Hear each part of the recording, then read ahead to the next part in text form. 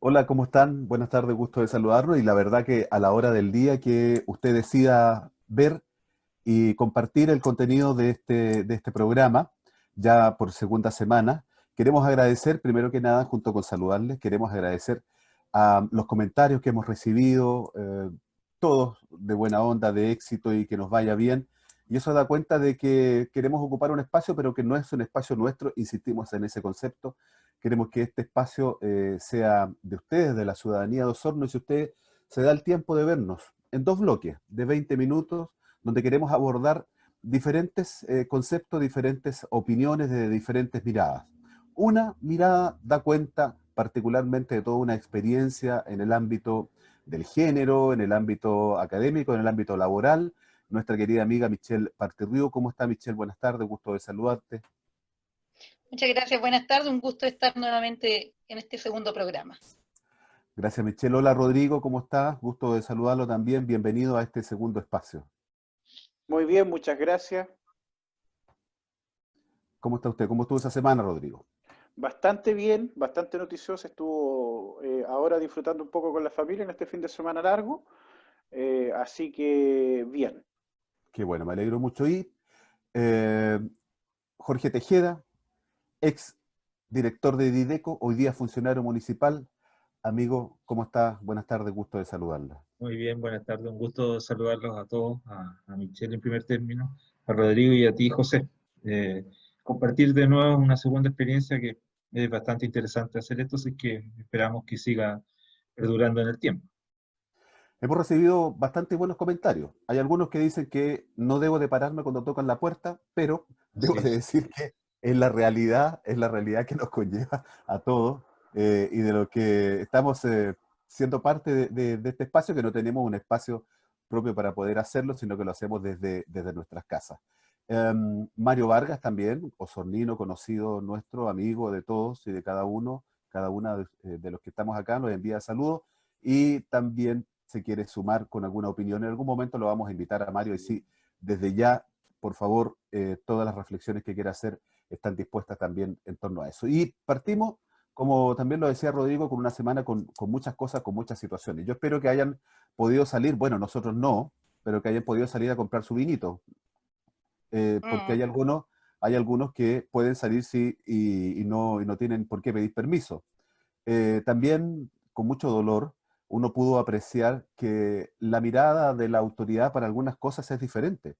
Porque, por ejemplo, para una persona que quiso despedir a su compañera de toda la vida de un conjunto folclórico, dedicándole un pie de cueca, la autoridad sanitaria eh, instruía la realización de un sumario sanitario por la actividad, pero no tuvo la misma mirada respecto de otras situaciones y que también comentamos la semana pasada en torno al funeral del tío de la primera autoridad de la nación. Son estas miradas, estas situaciones que nos invitan a reflexionar. Seguimos siendo todavía un país con privilegios, donde para algunos es la manga ancha y para otros la manga más angosta, Michelle.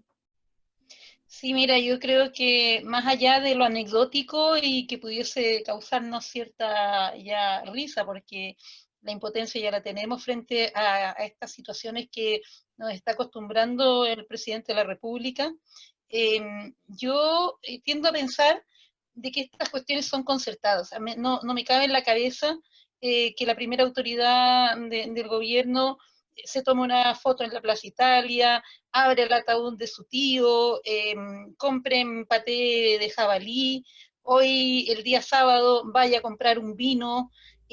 Tengo la impresión, y siempre lo he sostenido, de que estas acciones son acciones muy bien estructuradas para desviarnos de temas que a ellos les interesan. O sea, yo creo que este presidente representa al poder económico de Chile, a ese 1% más rico de Chile, y mientras tiene a toda una nación hablando del vino que compró el día sábado, cosas importantes se están fraguando a espalda de todos los chilenos, y no tengo ninguna duda que cuando este gobierno termine van a ser doble y triplemente más ricos de lo que son hoy en día, aún a costa de la desgracia y la tragedia que estamos viviendo como sociedad.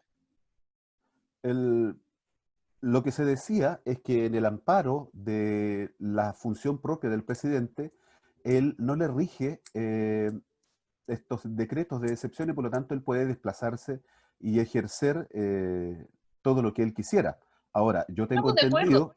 yo tengo entendido que dentro del cargo de sus funciones, y no sé si dentro del cargo de sus funciones estará el salir a comprar vino, porque eso es ser parte de la ciudadanía, ser más un ciudadano, ¿no, Jorge? Pero, José, hay algo que va más allá y que tiene que ver con la prudencia y con la ética de un Ok. estadista, de quien dirige esta nación.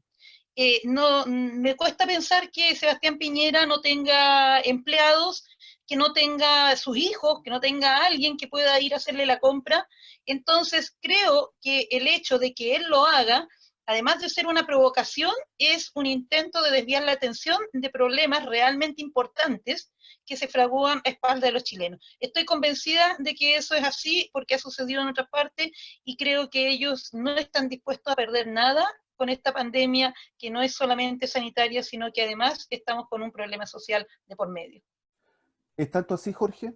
Sí, yo coincido con el análisis en gran parte. Esencialmente, yo no quiero hablar de la compra de vino del presidente del fin de semana, porque ya son muchas cosas. Creo que esto ya no es esto espontáneo.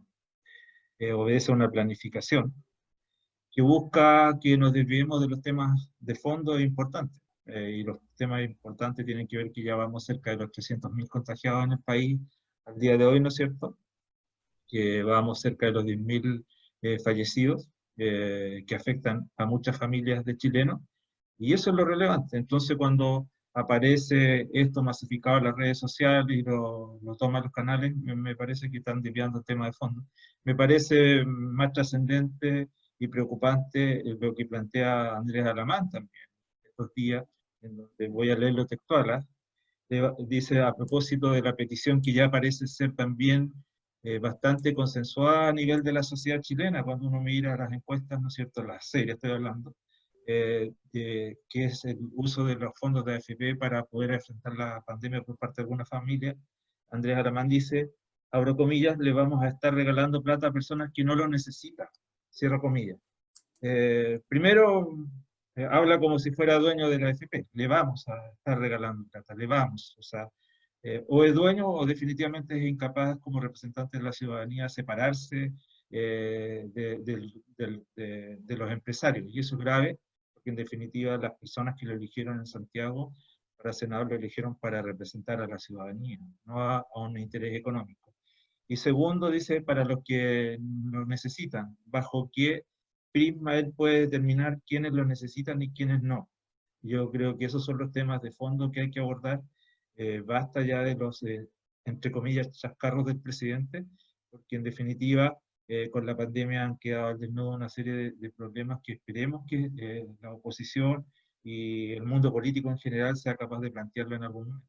Y también hay personas dentro del gobierno con cierta cordura que lo están planteando, así que creo que eso es lo valedero. Te lo agradezco.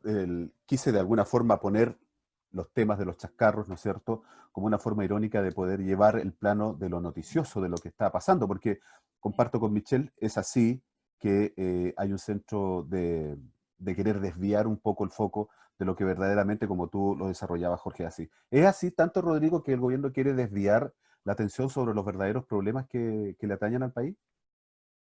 Mire, difícilmente yo podría hablar de estrategias o de si bien es cierto esto podría servir para desviar la atención, porque en el fondo en una sociedad, en cuanto a información tan globalizada, yo creo que, y aparte de que tanto Piñera 1 como Piñera 2, digamos, se ha caracterizado por no ser los mensajes comunicacionales su fuerte. Así que por lo tanto no sé si incluso esto, yo creo que más obedece muchas veces a este ímpetu, a esta personalidad del presidente, digamos, de ni siquiera es porque pase por encima del resto, sino que simplemente hay cosas que las hace. Referente a lo que mencionaba Jorge, yo como representante del PRI, digamos, como presidente regional, estoy absolutamente a favor del tema del retiro de los fondos, no porque yo sea un enamorado de la idea, porque si bien es cierto tras esto, una vez más la clase media se está salvando sola, como se dice popularmente. Absolutamente en desacuerdo con lo que menciona el señor Alamán, porque hoy día el reclamo de la gente, al igual como fue en el estallido, lo que te mencionan es que ellos son pobres para el Estado y ricos para los bancos, algo que habíamos comentado algo en el programa pasado. Entonces, claramente yo tampoco soy un absoluto enamorado de la idea, a pesar de que estuve en las propuestas, lo mencionamos desde el primer día, nosotros mencionamos ahí también de que yo coloqué hace unos meses atrás, ¿qué hubiese pasado si en realidad las pérdidas de las AFP nos hubiesen pasado como a nosotros los usuarios y esos dineros se hubiesen reinvertido a través del consumo, por ejemplo? A lo mejor hubiese sido una reactivación económica más importante. Por ejemplo, no digo de que sea una solución, lo puse como ejemplo. Por tanto, el tema de la AFP, si bien es cierto, como digo, es una vez más salvarse la propia clase media, pero es necesario. Es necesario. Aquí hay gente y hay mundo, sobre todo el mundo del emprendimiento, el mundo de la informalidad, que alguna vez trabajó, que son los que pagaron sus cotizaciones, los que tienen ahorros, y son finalmente, somos dueños de esas lucas. Así que en cuanto a eso, yo estoy de acuerdo, pero insisto, no hay que olvidarse, por popular que pueda parecer la idea, que una vez más nos estamos salvando solo la gran clase media. Gracias, gracias Perdón, Rodrigo. Sí, José, sí, disculpa, Michelle, por favor. me gustaría brevemente plantear cuál es mi visión respecto a esto del retiro del 10% de la AFP, porque si bien es cierto que es una necesidad que tienen muchos hogares chilenos de tener recursos, ingresos frescos que les permitan paliar su situación, pero a mí me gustaría también que se tomara en cuenta la postura que ha planteado Andreas Hutov en varias instancias, donde él aclara, o sea, el retiro del 10% de las AFP no es la solución a los problemas previsionales que estamos viviendo.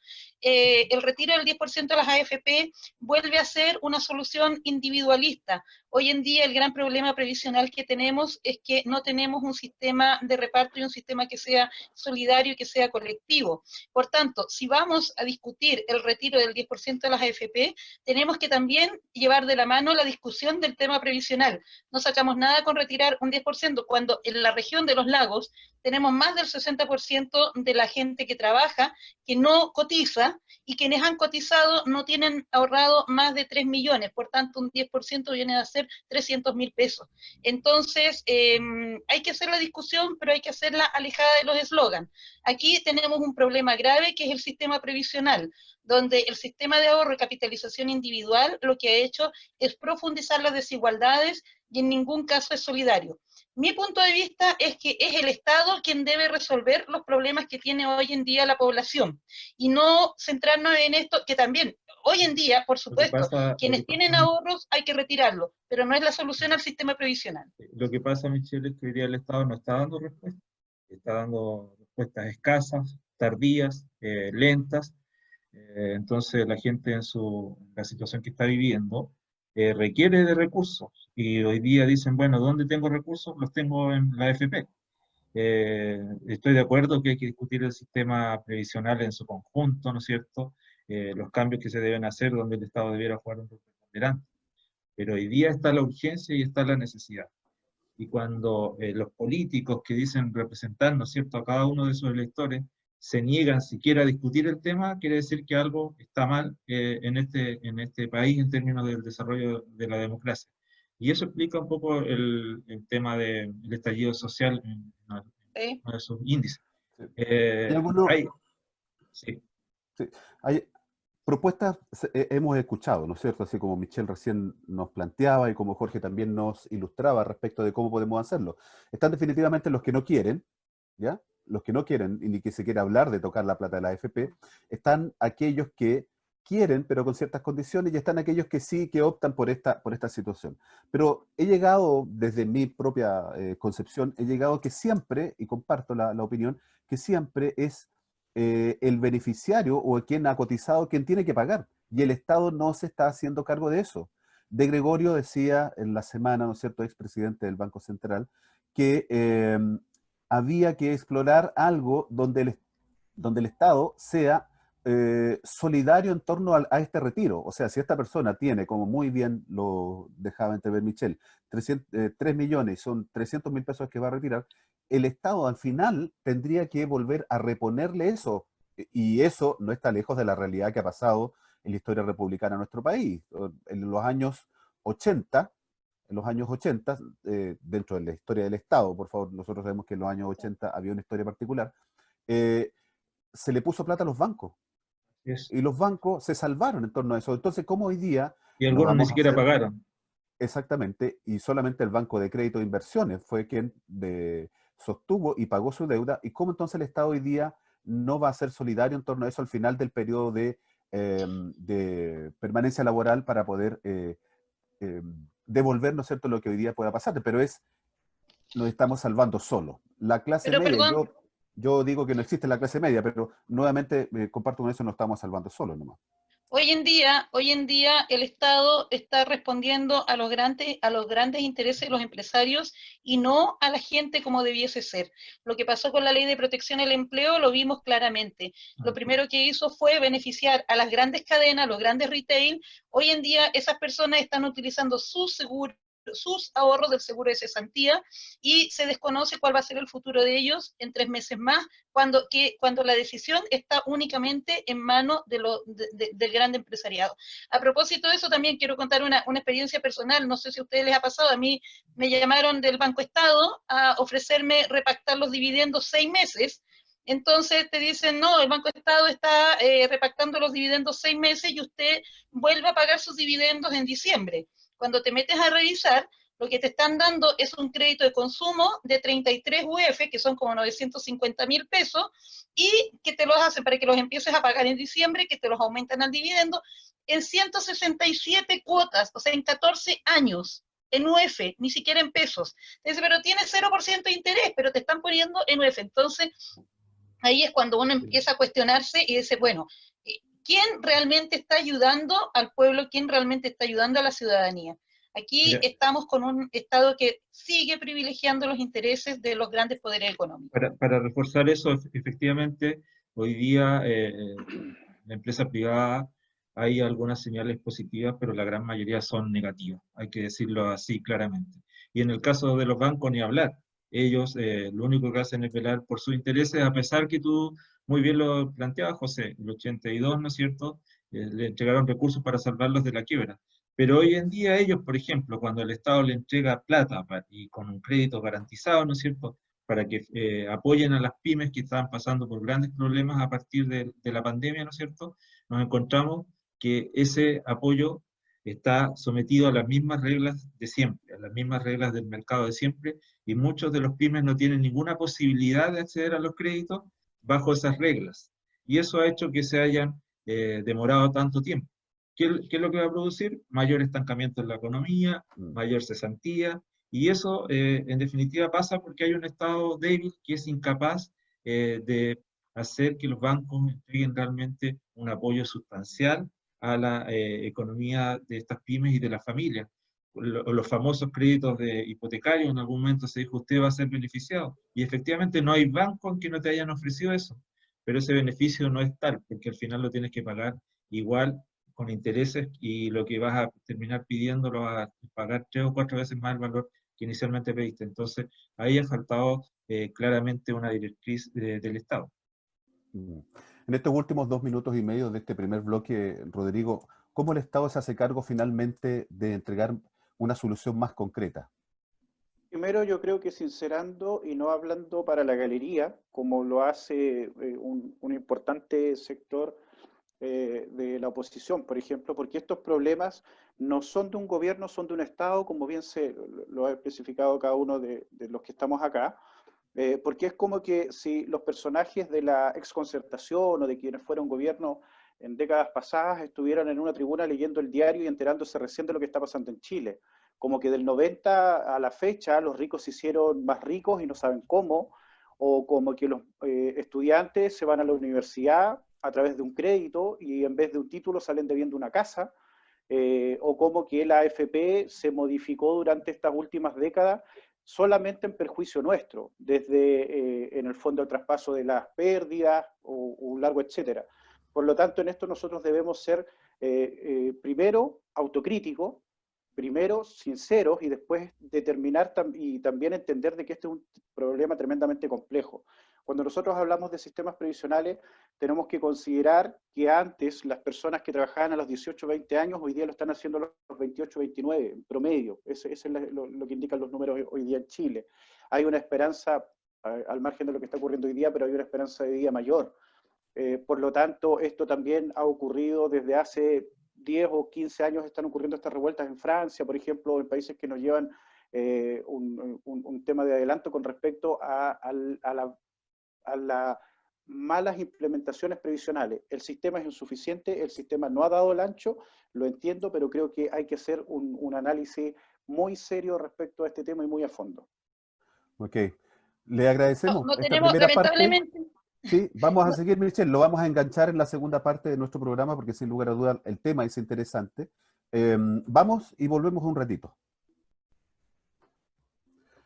Bueno, en este segundo bloque dejamos algunas situaciones pendientes de lo que estábamos conversando anteriormente. Michelle, Rodrigo, Jorge, en un minuto para que podamos entrelazar lo que estábamos diciendo. Rodrigo, ya que quedaste ahí con la palabra.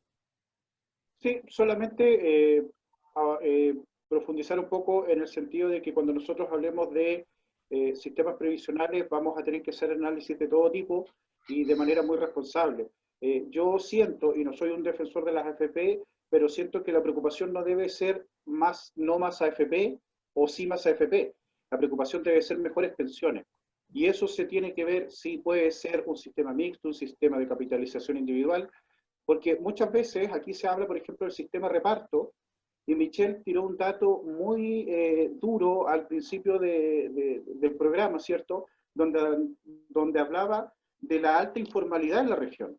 Y con sistema de reparto, con sistema de FP o con un sistema mixto, con lo que sea, el sistema de la informalidad y de falta de cotizantes o de bajas cotizaciones, el problema se va a generar igual. Entonces creo que tiene que ser una mirada de futuro este tema y con todos los datos posibles a la vista. Michelle, Ojo, solamente un último detallito, sí, detallito. Impresentable, por cierto, que el Estado, no solamente este gobierno, sino que todos no puedan hacer nada con respecto a los 250 millones de dólares que en este momento existen en las AFP por las personas que han fallecido y no han tenido herederos. Ese detalle también quería mencionar. Importante tema, y me quedo con eso, dada la experiencia, Michelle, tuya en el Instituto de Previsión Social. ¿Cuál es tu mirada en 1 minuto 30, si podemos redondear un poco? mira, sí, partir por eso, que la verdad es que este tema es un tema que podemos abordarlo en un programa completo, creo que se necesitaría una tarde entera tal vez para analizarlo, pero sí quiero aquí ser muy categórica con lo que Rodrigo está diciendo. Basta de echarle la culpa a que la concertación no hizo nada, que los gobiernos anteriores no hicieron nada. El sistema previsional en Chile se cambió en tiempos de dictadura y quedó amarrado por una constitución que impide cambiar este sistema y que además hay que reconocerlo. Cuando hicieron el cambio del sistema solidario al sistema de capitalización, de ahorro y capitalización individual, los únicos que quedaron fuera fueron precisamente la gente de las Fuerzas Armadas.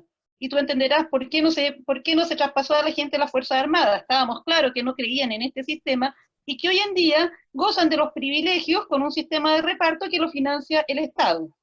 Entonces, no es que no se pudo hacer porque no se quisiera. Tenemos una constitución que dice, el primer artículo de la constitución dice que se define al Estado como un Estado subsidiario. Cuando hablamos de un Estado subsidiario, lo que estamos diciendo es que todo lo que no pueda cubrir la empresa privada lo tiene que cubrir el Estado. Tanto es así que fue la presidenta Michelle Bachelet que en el año 2008 saca adelante la reforma previsional porque teníamos más de 1.800.000 adultos mayores que vivían con una pensión asistencial que no llegaba a los 45.000 pesos. Aquí sí hay un problema complejo, que es un problema de ausencia de la seguridad social en Chile, que es lo que tenemos que abordar.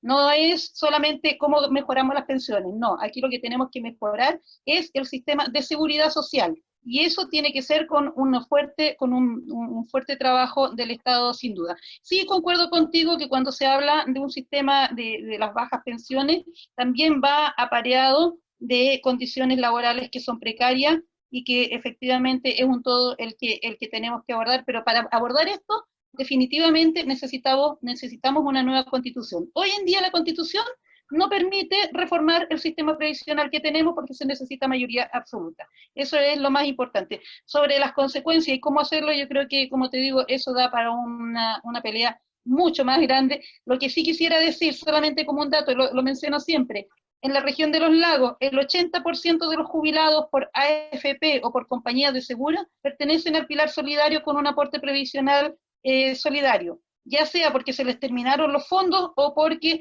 tienen una pensión inferior a la que cubre el pilar solidario. Que importante siempre, por eso recurro respecto de la experiencia tuya en el Instituto de Previsión Social. Jorge, a ver, hay nombres que a través de la historia también han pasado como personeros de la concertación de partidos por la democracia, la nueva mayoría, nombres connotados, nombres que son directores de AFP. Entonces, ¿cómo podemos desenganchar estos roles de los políticos tradicionales en torno a buscar una alternativa solidaria y que beneficie al resto de los ciudadanos? Mire, yo creo que el tema de la AFP va a ser es un tema complejo y va a seguir siendo complejo, esencialmente porque hay muchos intereses transversales por lo demás, ¿ya? Acá, efectivamente, en algún momento de los chilenos, y me incluyo, veíamos con buenos ojos que los políticos de repente, cuando dejaban de ser políticos, ingresaran a los directorios de la AFP porque pensábamos que desde ahí también podían defender los intereses de los trabajadores, cosa que en la práctica nunca sucedió. Y considero además que va a ser una larga batalla porque en ese concepto hay que incluir este tema, que mal el sistema de AFP es el que le entrega el dinero fresco y constante al sistema neoliberal para que funcione. Eso es una realidad, es como el pilar fundamental prácticamente de este sistema. Son las AFP las que entregan fondos a los bancos, son las AFP las que entregan fondos al retail, etcétera, etcétera. Entonces, en ese sentido, creo que es una lucha que va a durar bastante tiempo. Que hay que cambiarlo está claro, ¿no es cierto? La gente no puede trabajar toda su vida para morir en la pobreza absoluta, como está ocurriendo hoy con muchos adultos mayores, y eso, quien debe remediarlo es el Estado. ¿Y cómo se remedia? Ya sabemos cómo. Una de las formas es esto, ir yendo a votar el día 25 de octubre y ratificar por amplia mayoría, ¿no es cierto?, el cambio de la Constitución y empezaron a discutir una nueva Constitución donde este tipo de situaciones se discutan en profundidad y cambiamos el sistema. Ahora, Rodrigo nos entregaba un antecedente que podemos conversar y traer a colación en programas posteriores a este fondo de recursos que hay, ¿no es cierto? Y que cerca son de los 200 millones de dólares y que tiene la AFP y son personas que no lo han retirado, que no se ha hecho uso de la pensión. Y esa es plata que está ahí y que las AFP siguen Que están usufructuando moviendo y que están lucrando. y se están lucrando. Y su fondo de reparto para ellos es muy jocoso, mientras se sigue entregando pensiones de miseria, me hago cargo de eso y de mis comentarios, pensiones de miseria y de hambre al 90% de la ciudadanía. Y esa ciudadanía de Osorno, por ejemplo, es la que hoy día sufre, entre otras cosas, por este tipo de pensiones, pero también hay temas locales que nos están aconteciendo. Temas locales como, por ejemplo, que la calidad de las viviendas que se están entregando, hemos visto como en la semana, muchas de las nuevas viviendas que se han adjudicado y personas que se han ido a habitar están sufriendo con las exclemencias del tiempo del sur que nosotros conocemos.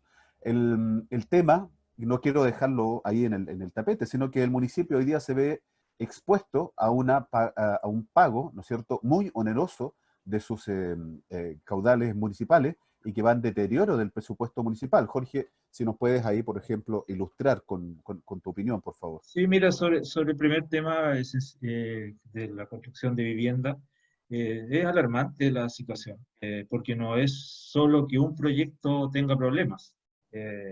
Han tenido problemas de inundaciones, los edificios que están acá junto a la Ruta 5, en Guillermo Holstein, ¿no es cierto?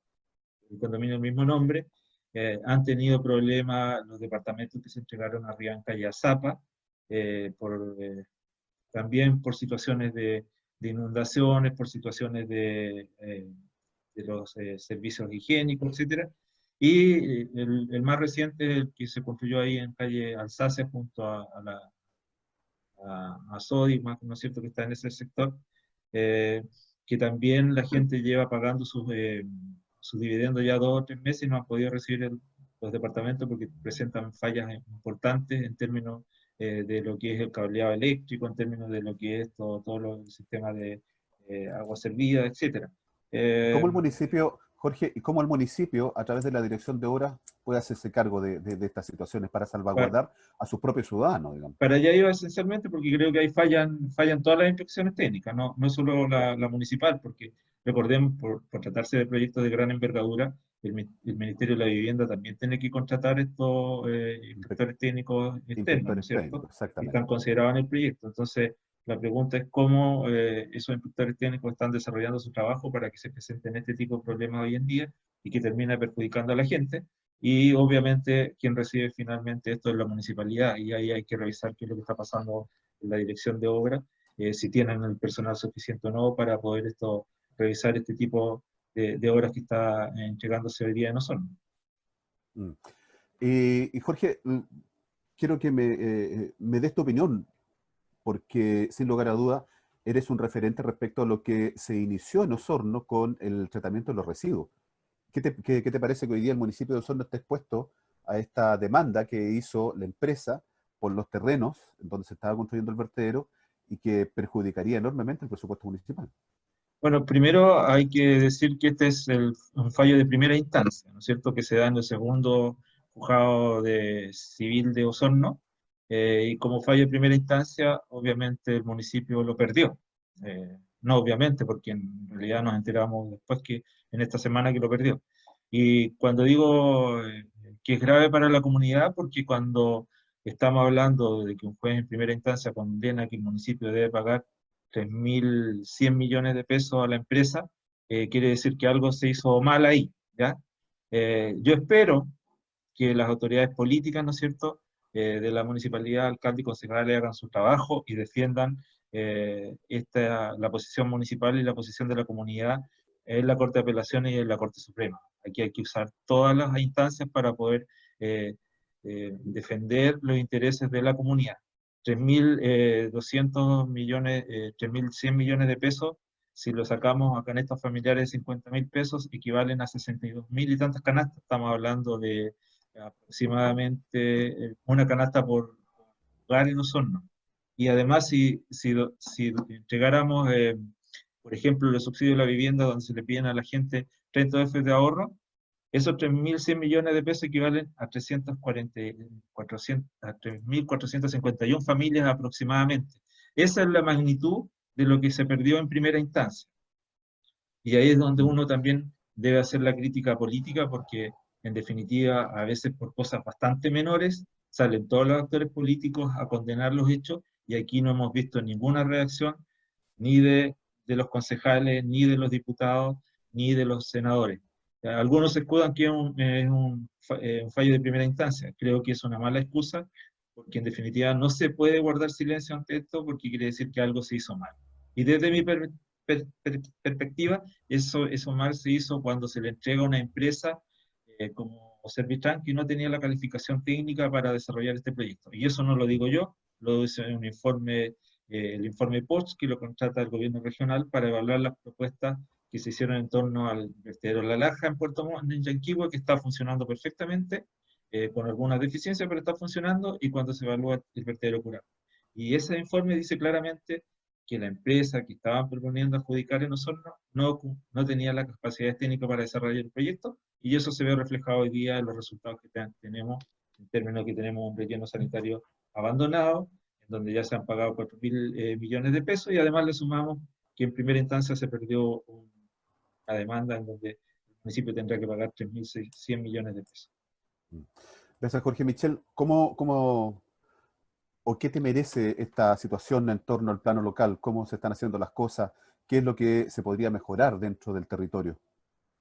Mira, yo mientras escuchaba a Jorge me interesaba escuchar su opinión, porque Jorge además, como bien lo mencionaste tú, es un funcionario municipal de muchos años, como Dideco partió en esto, entonces creo que tiene harto que decir y de manera confiable. Mientras lo escuchaba yo pensaba, aquí tenemos graves problemas de rendición de cuentas. no solamente en el municipio, yo creo que todas las instituciones, a nivel institucionales, lo que aparentemente hemos avanzado en esto de las cuentas participativas, tú te das cuenta en situaciones como estas que no hay tal.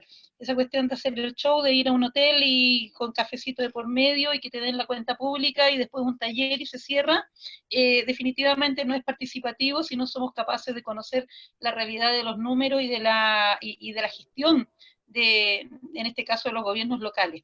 Me queda la sensación de que si nosotros pretendemos avanzar como comuna, si queremos tener un gobierno local más empoderado, creo que requiere tanto de la ciudadanía como por parte de los concejales que integran el Consejo Municipal, requerimos personas que realmente sean capaces de llevar este proceso de rendición de cuentas.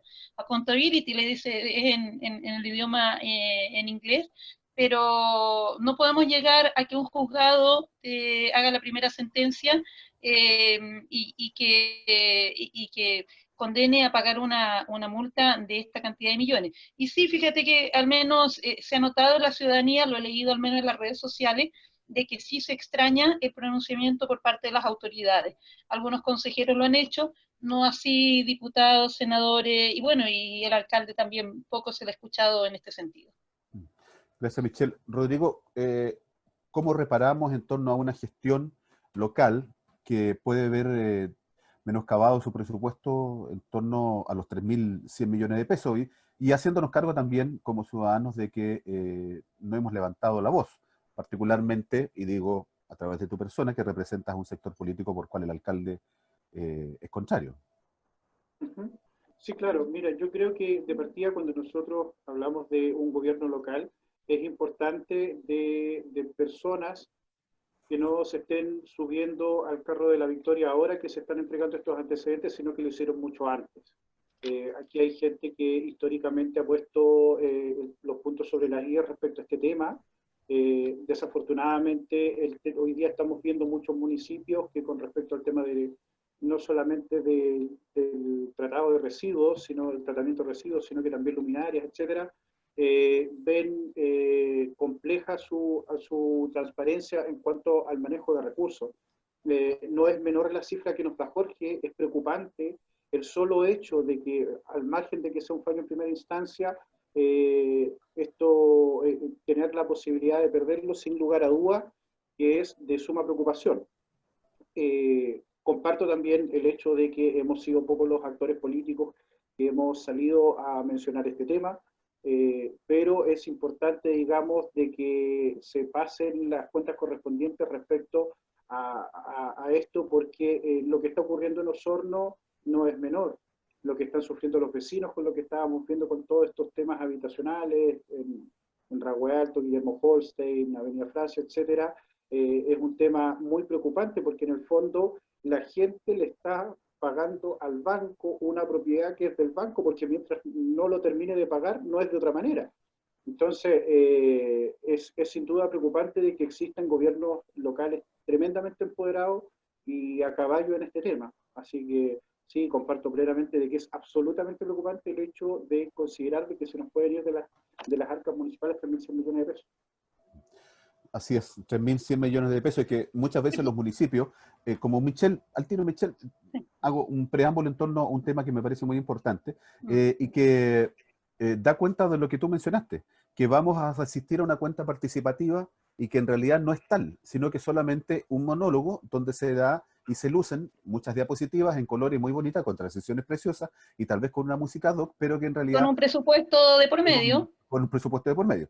Y que muchas veces los dirigentes sociales son usados como carne de cañón en torno a eso, porque las demandas de la ciudadanía, la demanda de sus propios representados son muchas. Dirigentes sociales que hoy día son verdaderos brazos armados, no todos ni todas, porque hay dirigentes sociales que ponen los puntos sobre la I, lamentablemente son los que no se llevan los presupuestos o los proyectos a la hora que el municipio así lo puede decir.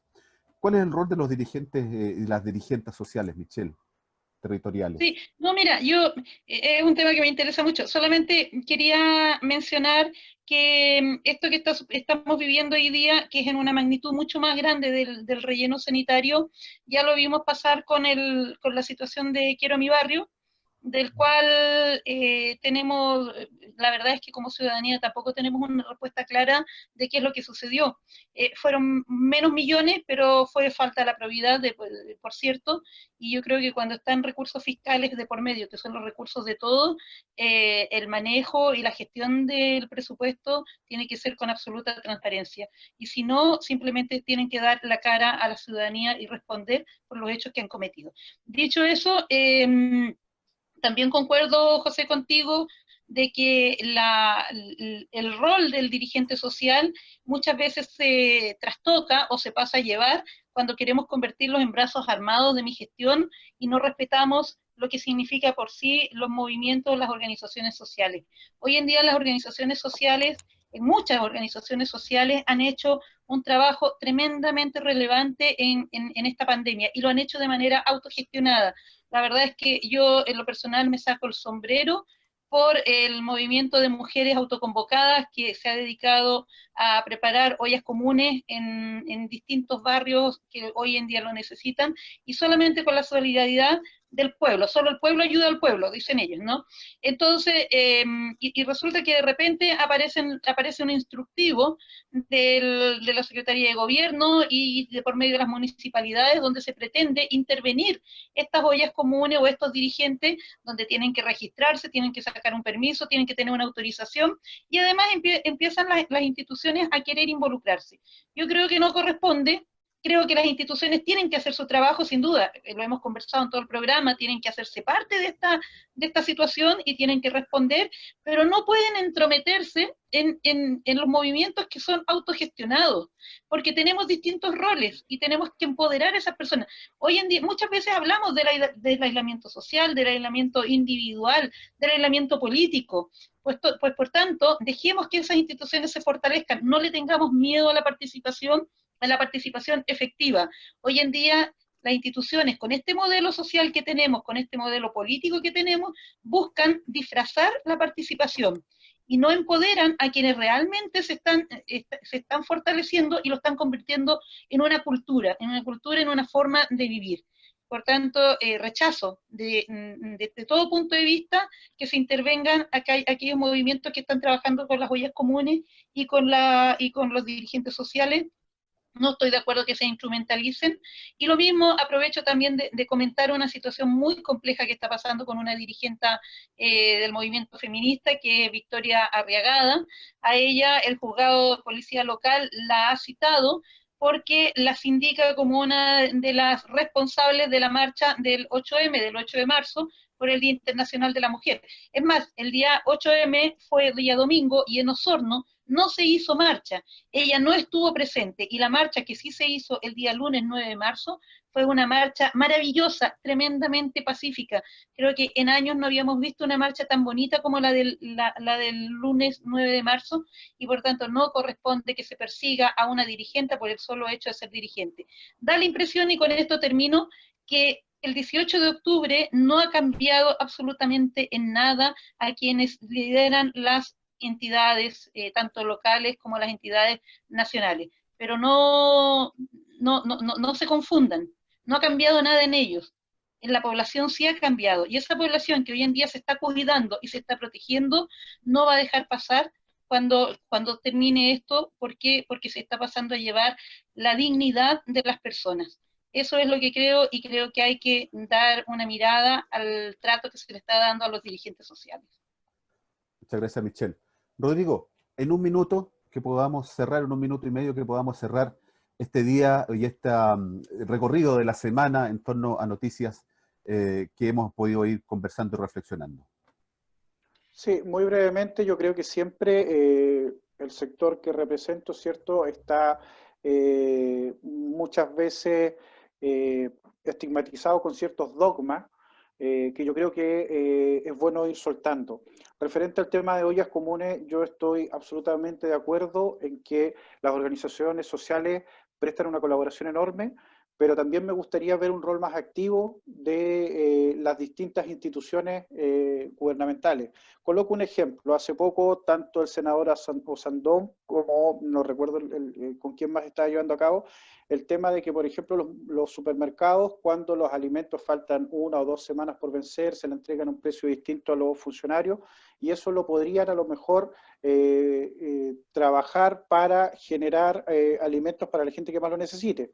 Ya, estos no son alimentos vencidos, sino que en el fondo se sacan de stock antes de tiempo en los supermercados por un tema de procedimiento. Entonces, ¿qué es lo que yo, por ejemplo, veo en Osorno que me gustaría quizá de que se trabajara de mejor forma, que tanto los colegios, no sé, Juan Ricardo Sánchez, Ovejería, Carlos Condel, etcétera, prestaran a lo mejor, no sé, sus casinos, se trabajara con esta implementación que está conversando Sandón, de que trabajar con estas organizaciones sociales que son realmente los que saben cuáles son los vecinos que tienen movilidad reducida, las personas adultos mayores que a lo mejor no pueden salir de casa, etcétera, y empezar a trabajar con las organizaciones sociales, sin arrogarse, digamos, ningún tipo de flashes ni todo eso que está ocurriendo, digamos, sino que trabajar con las organizaciones sociales que en el fondo yo soy amigo de la AC, pero no se entusiasmen, no de la Asamblea Constituyente, sino que de la academia y de la calle. Yo creo que eso solamente te lo pueden proporcionar estas organizaciones sociales, y considero en el fondo de que si esto se instaurara en cada uno de los barrios de Osorno, evitaríamos que con este clima, por ejemplo, tengan que salir vecinos, y si bien es cierto, es muy romántico, suena muy bonito que el pueblo ayuda al pueblo, pero para eso existe un Estado, y para eso pagamos impuestos. Y creo que igual es súper complejo cuando nosotros, imagínense lo que significa para el mundo del emprendimiento o de los microempresarios que escuchan de que particularmente en Osorno se tuvieron que soportar el tema de sal, el tema del estallido social, el tema de la pandemia, y hoy día más encima tienen que escuchar muchas veces, mira, ahora los otros movimientos, o sea, ahora sí que vamos a salir a la calle, pero con todo. Eso yo creo que el lenguaje construye realidades, y creo que es tremendamente angustiante, aparte de la incertidumbre que genera la pandemia, de pronto ver, digamos, este tipo de relatos en redes sociales o en los medios, de que mira, ahora sí que venimos con todo, juntemos rabia, etcétera. Eso no lo comparto. Muchas gracias, Rodrigo. No me parece mala idea eso de abrir los espacios. El municipio tiene los casinos de las escuelas, Jorge, como para redondear el tema. ¿Qué le parece eso? Yo creo que hay que respetar la libertad de las personas de organizarse, ¿ya? Las personas hoy día en distintos sectores de Osorno, en Rahue, me ha tocado estar en algunas de ellas, no las voy a nombrar por razones obvias, se han organizado para tener sus ollas comunes, y eso hay que respetarlo. Creo que no es bueno que la autoridad, bajo excusas sanitarias, busque intervenirlas. Y digo excusas porque la gente sabe perfectamente cómo cuidarse. Por lo menos yo lo he visto así. La gente ha ido a retirar su comida y va protegida. Las personas que están entregando también esta ayuda, que son simples ciudadanos, obviamente recurren a una cadena, ¿no es cierto?, para poder juntar los alimentos, también se protegen. En ese sentido yo creo que hay que seguir manteniendo la autonomía de las organizaciones que nacen bajo la crisis que estamos viviendo hoy día. En términos de lo que es la situación dirigencial, yo creo que todos los que estamos por lo menos en este foro, con pequeñas diferencias, creemos en la participación, ¿no es cierto? Pero no creemos en una participación manipulada, no creemos en una participación en donde haya que seguir lo que dice el cacique que está de turno en la administración, ya sea regional o municipal. Creemos en una participación efectiva, en donde la gente, ¿no es cierto?, pueda determinar el futuro en términos de los grandes proyectos que quiere para la ciudadanía, ¿no es cierto? Y en ese sentido hay que promoverla. Y esencialmente hay que promover el respeto a los dirigentes, porque en definitiva cuando tú intervienes a las organizaciones le estás faltando el respeto a los dirigentes. En ese también creo que es muy importante que el estallido social hay que estudiarlo en todas sus dimensiones, no hay que tenerle miedo, ¿ya? Yo creo que el estallido social vino a manifestar algo que los chilenos ya lo venían manifestando hace tiempo, es la consecuencia de las movilizaciones para que no hayan represas en Coyhaique, ¿no es cierto? Es la consecuencia para que no haya una planta faenadora de cerdo en Freirina, etcétera, etcétera. Y esa consecuencia, y una de las cosas que pide la gente es basta de abuso, pero también pide mayor transparencia en las gestiones, tanto de los gobiernos centrales como de los gobiernos comunales. Cuando se producen situaciones, a lo menos que requieren, que llaman la atención, lo que exige la ciudadanía es mayor transparencia. Finalmente, como creo que estamos terminando, yo cada semana pongo una foto ahí en el fondo, y bueno, esa es la casa Foller, que está aquí en pleno centro de Osorno, a dos cuadras de la Plaza de Armas, y la coloco porque creo que también, aparte de preocuparnos de la participación y la transparencia, tenemos que preocuparnos de nuestro patrimonio como ciudad, y las autoridades también tienen que jugar un rol importante. Ok, muchas gracias, Jorge. Solamente un dato en torno a las ollas comunes, que hoy día están muy en boga, porque vemos una realidad se hace latente a través de los medios de comunicación. Parece que descubrieron como la pólvora en torno a la existencia de las ollas comunes, pero particularmente tengo el conocimiento y he participado en bastantes comedores abiertos que funcionan en organizaciones de culto, en organizaciones sociales desde hace mucho tiempo, y no necesariamente producto de esto, sino que vienen abordando el tema del hambre de la ciudadanía, los Toda la sectores razón. poblacionales Hay de Osorno muchos desde hace movimientos, un tiempo. sí, Sí, por lo tanto, no es una sí, novedad para conozco, aquellos que tengo colegas piensan, que lo hacen. sí, para ellos que piensan que tienen y descubrieron la pólvora en torno a las ollas comunes. Debo decirles, y debemos decirles, yo quiero interpretar también el conocimiento de ustedes, debemos decirles que los comedores abiertos para la ciudadanía, en personas en situación de calle, funcionan desde hace bastante tiempo en Osorno. No Y en es una invierno mucho novedad. más. Y en Eh, invierno de sobremanera. Michelle, 30 segundos. Sí, no, mira, yo no quiero irme sin responder un poco a la intervención de Rodrigo, porque aquí no es que uno hace amenaza por amenaza, pero cuando las mujeres estamos a 3, 4 meses de una tremenda pandemia sin un postnatal de emergencia, cuando las trabajadoras de casas particulares están sin un derecho, una ley que las proteja, sin seguro de cesantía, por supuesto que la gente está juntando rabia. Y cuando esto termine va a estar con mucha rabia, porque los problemas de fondo no se han cubierto. Se da un ingreso familiar de emergencia que no llega a todo, un registro social de hogares que no funciona para todo. Por tanto, estamos cuidándonos, pero con justa razón siguen juntando rabia. Podemos canalizar la rabia, podemos canalizar la ira y sacarla y voltearla, ¿no es cierto?, para que sea energía positiva. No necesariamente tenemos que pensar que puede ser una amenaza para cualquier situación. Podemos también aportar y desde esos aportes que queremos, y agradecemos nuevamente este espacio de construcción, así como Jorge tiene su foto, yo opté por colocar una de las fotos que es la postal de nuestra ciudad. Tenemos la plaza más linda, yo creo que de todo el país, que tiene acceso por cada esquina, por donde usted quiera entrar, la Plaza de Osorno, sin lugar a duda. Y en este centro cívico en el cual queremos ir cimentando la reflexión, la opinión y construyendo ciudad, así como usted también lo quiere hacer. Le reiteramos, la invitación está abierta a través de las redes sociales, a través de los canales de YouTube, para que usted pueda sumarse, para que usted pueda decirnos también y expresar. Agradezco enormemente a Jorge, a Rodrigo, a Michelle. Nos van a quedar temas como el postnatal, Michelle, nos van a quedar temas como el 10% todavía del retiro no de las AFP, y otros temas que se van a ir manejando en la semana y que el próximo lunes vamos a poder conversar. Un abrazo virtual cariñoso para cada una y para cada uno de ustedes. Ok, Chao. nos vemos. Chao. Nos vemos, chao.